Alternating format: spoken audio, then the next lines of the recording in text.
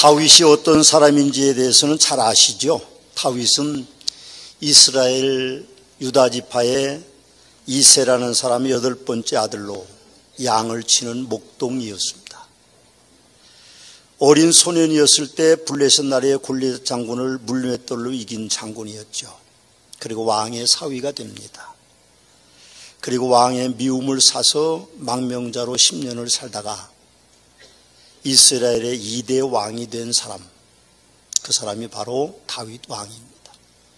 이 정도는 예수 믿지 않는 사람들도 다 아는 사실이죠. 그 정도로 다윗은 유명한 사람입니다. 그러나 성도들은 그분에 대해서 조금은 더 압니다. 성서사전을 찾아보니까 그분에 대해서 이렇게 기록하고 있습니다. 신명기 저자는 완전한 왕의 모델로, 그리고 열왕기 저자는 하나님의 종으로, 역대기의 저자는 제2의 조상으로, 그런 제사를 지내는 조상으로, 또 시편 저자는 시와 기도의 저작자로, 또 선지자로서 메시아의 예조를 한 사람. 쉽게 해석하면 이렇습니다. 다윗은 통일제국의 위대한 왕이고 하나님의 사람이고 하나님을 잘 섬긴 사람이고, 그리고 시인이고 노래하는 사람이고 메시아이신 예수님의 조상이 바로 다윗이라는 사람입니다. 오늘은 다윗의 여러 이야기를 하고 싶지 않습니다. 그분이 목동이었다가 왕이 된 성공적인 인물인데, 그 사람을 그렇게 성공으로 이끌어가는 하나의 요인인 믿음에 대해서만 말씀드리기를 원합니다. 다윗은 이새라는 유다 지파 사람의 8번째 아들로 태어났습니다. 다윗은 형들 틈에서 양을 치는 어린 아이였습니다. 목동이었죠. 근데 어느 날 갑자기 한 번도 본 적이 없는 선지자라는 사무엘이 찾아와서 그 어린 목동의 머리 위에 기름을 부으면서 너는 이 민족의 왕이 될 것이다, 그렇게 이야기했습니다. 아버지와 어머니도 놀라고 형들도 놀랐죠. 그야말로 황당한 일이 일어난 것입니다. 사실 우리는 사람이 하나님의 뜻을 알 수 없다는 진리를 믿고 있어요. 그러나 그런 일이 일어났을 때 우리는 그것을 기적이라고 그렇게 말합니다. 그러나 기적은 하나님 편에서는 그것이 기적이 아닙니다. 하나님의 뜻이죠. 사랑하는 성도 여러분, 그 황당한 일이 일어났을 때 사실은 다윗은 어땠을까? 사무엘을 본 적이 없습니다. 그야말로 미래의 왕으로 기름 부음 받기를 했지만 다윗은 어떤 생각도 가질 수 없었을 것입니다. 하나님의 무조건적인 선택일 뿐이었던 것이죠. 사울왕이 통치하는 시대에 새로운 왕이 탄생한다는 것은 반역을 의미하는 겁니다. 더구나 어린아이가 왕이 되리라고 사무엘 선지자가 머리에 기름을 부으니 그 일이 은밀하게 진행됐다 할지라도 그건 반역에 속하는 것입니다. 만약 사울 왕이 그 사실을 안다고 하면 다윗은 살아남지 못했을 것입니다. 더구나 다윗은 꿈에도 왕이 된다는 생각을 해본 적이 없습니다. 아니죠. 베들레헴이라는 촌동네에 살던 다윗은 왕을 한 번도 본 적이 없습니다. 그리고 왕이 어떤 신분을 가지고 있는지조차도 사실은 어린 소년은 알 길이 없었죠. 어린 소년에게 사무엘 선지자가 왕으로 기름 부음을 했습니다. 그것이 다윗에게 어떤 의미가 있을까? 저는 그런 생각을 해봤습니다.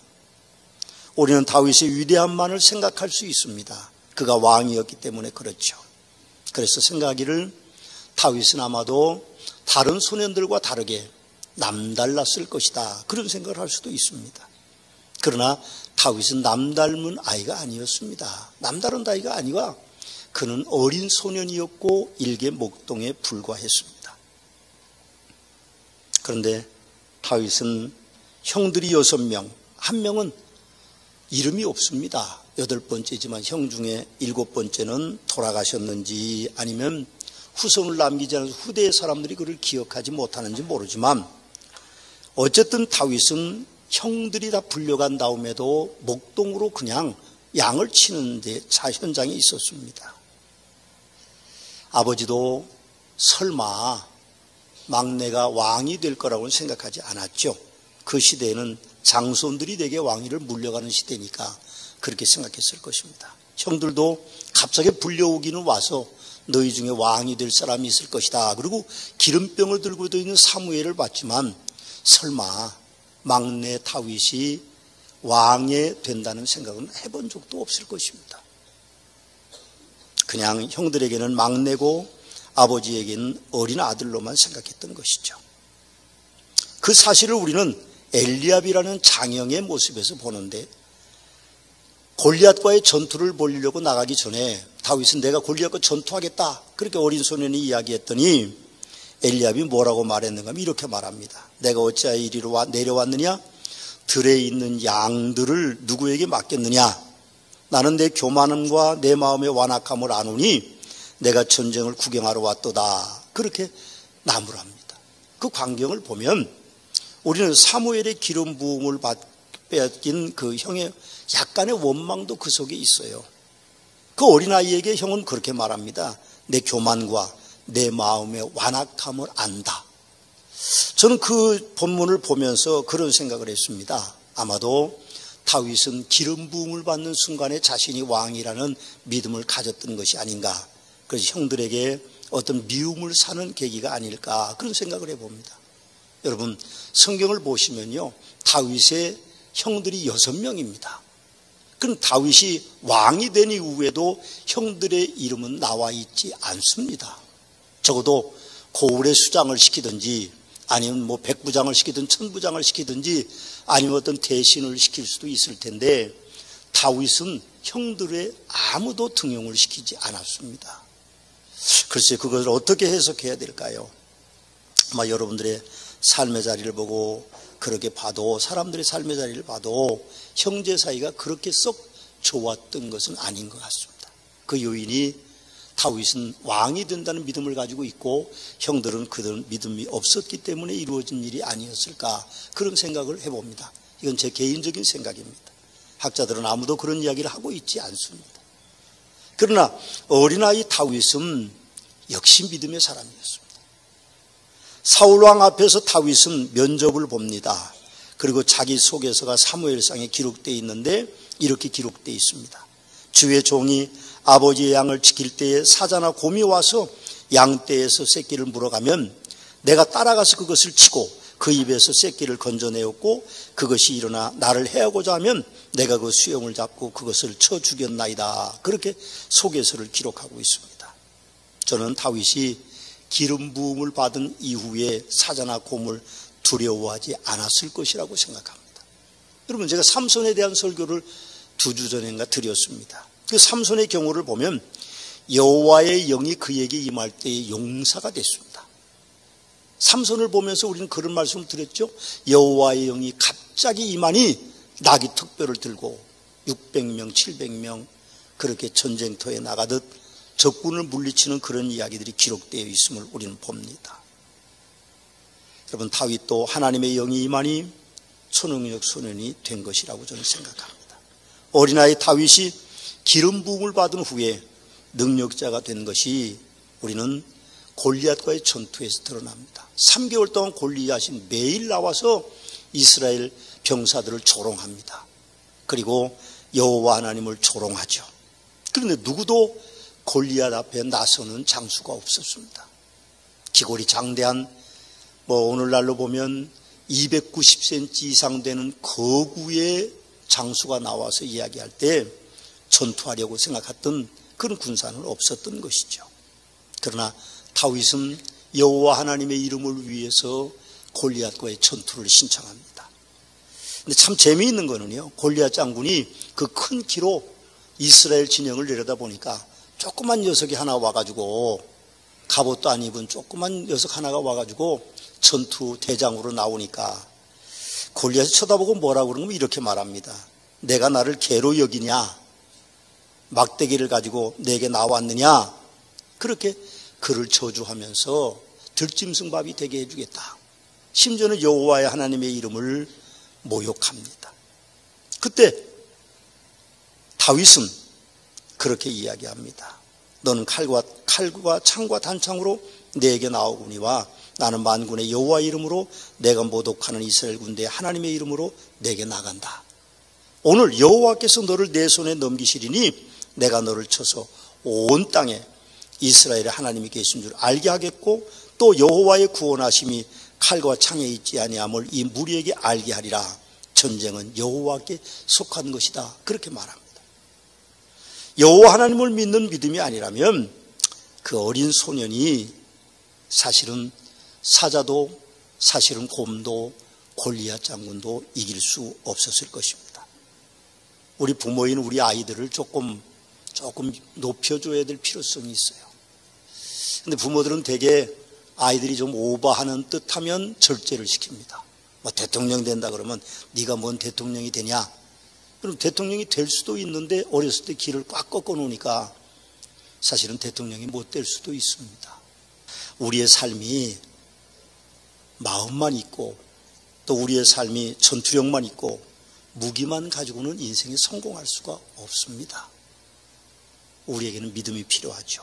하나님이 내 편이시고 우리 인생은 결단코 쉽지 않지만 하나님이 나를 도와주시는 분이라고 하는 사실을 우리가 기억하는 것, 그것이 우리 인생의 가장 중요한 겁니다.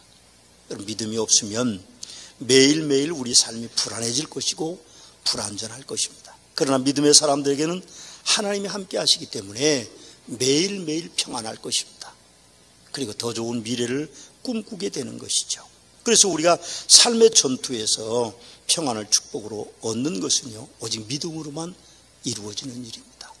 치열한 삶의 전쟁터에서 우리가 부르는 노래는 평안을 너에게 주노라 하는 것입니다. 저는 밤중에 성도님들이 전화하거나 또 이른 아침에 전화하면 가슴이 덜컥 내려앉습니다. 큰일 아니면 아침 일찍 전화 주시지 말고 저녁 늦게 전화 주지 마세요.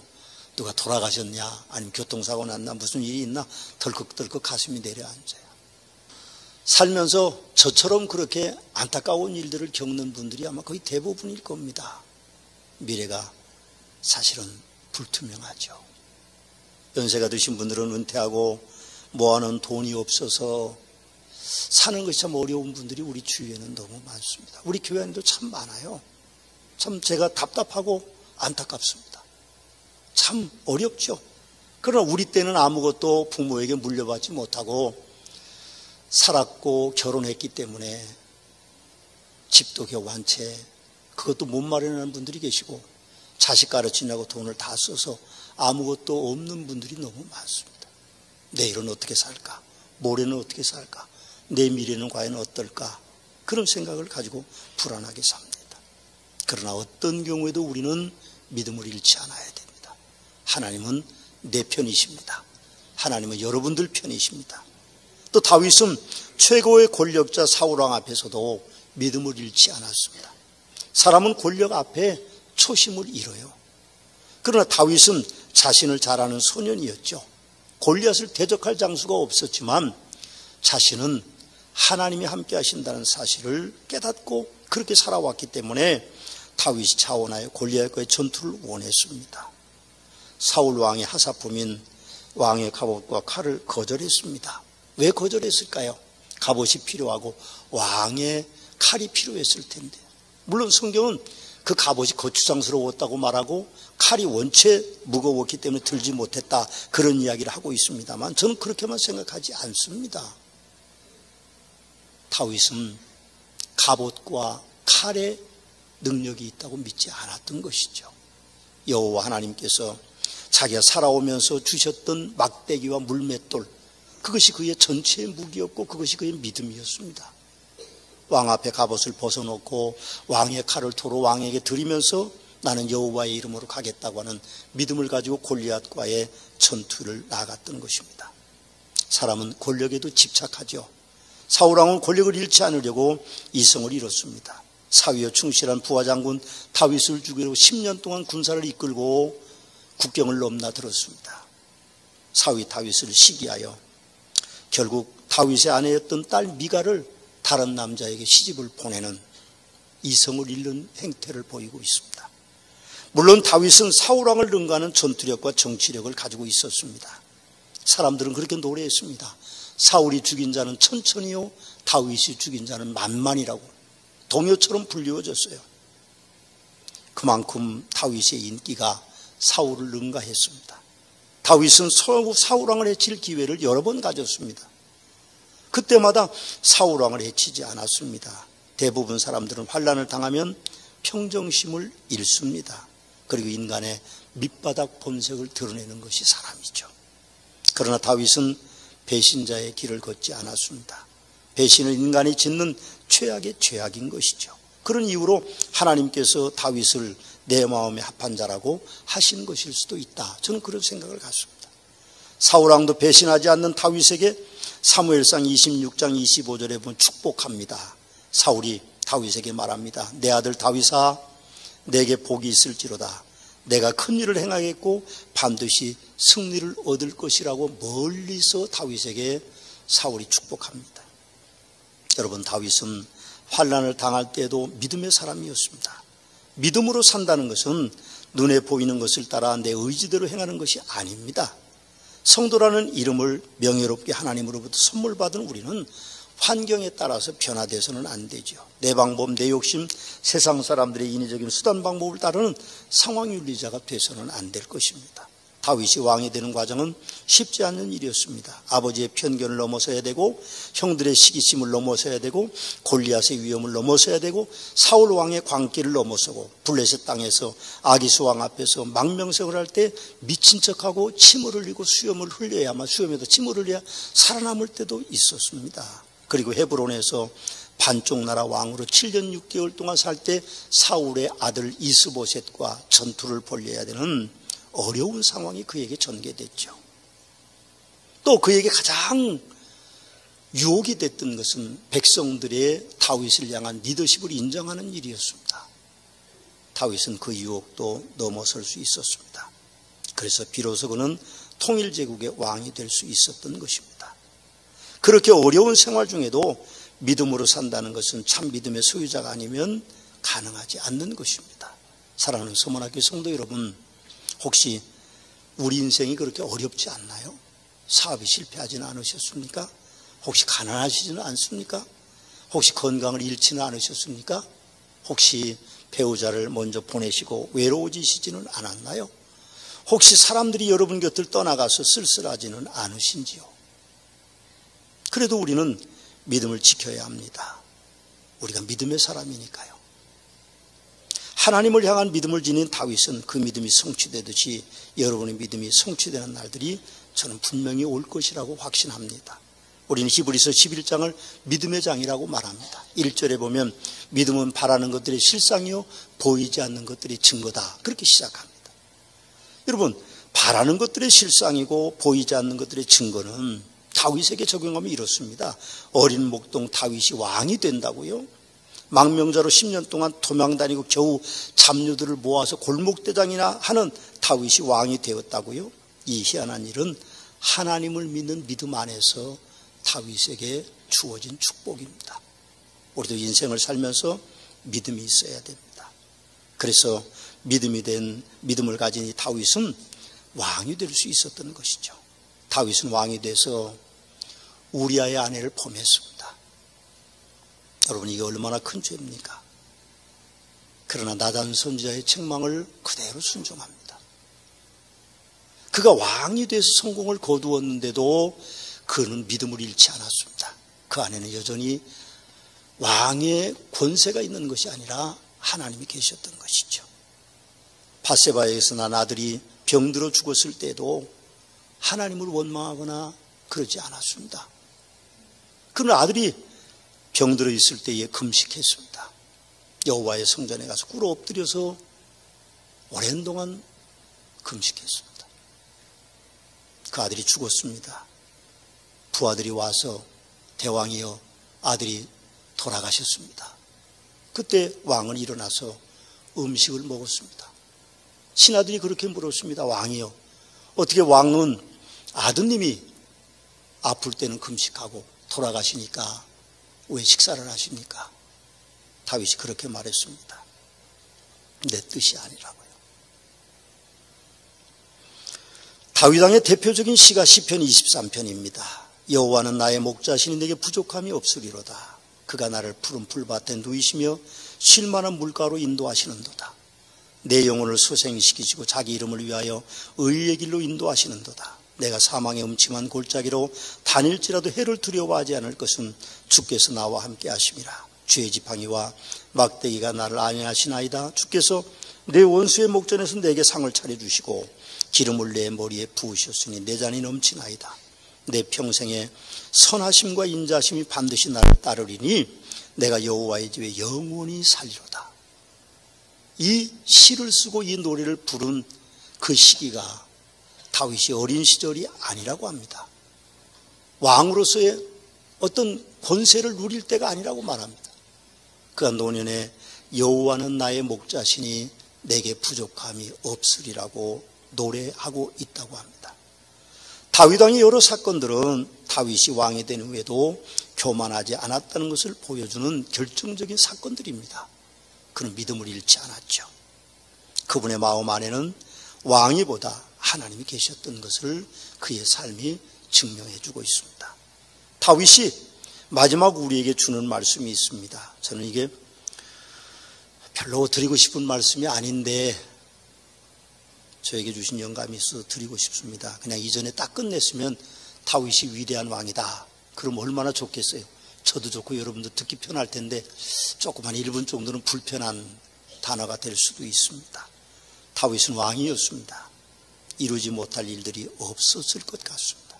그러나 아들 솔로몬에게 다윗의 유언이 나와 있습니다. 열왕기상 2장에 보면 왕이 생전에 못한 한을 자식에게 풀어달라고 유언을 남기고 죽습니다. 근데 그 유언은 놀랍게도 자기의 사촌 요압 장군을 제거하라는 거였고, 그리고 자기가 솔로몬에게 쫓겨났을 때에 멀리서 자기에게 저주를 폼듣는 시므이라는 사울 왕의 후손이었습니다. 그에게 그렇게 말합니다. 아들에게 내 지혜대로 행하여 그의 백발이 평온히 수월에 내려가지 못하게 하라. 그 죽이라고 유언하고 마칩니다. 우리 인생은요, 만족할 수 없는 겁니다. 어떻게 만족할 수 있어요? 절대로 우리 인생은 만족하는 것이 아닙니다.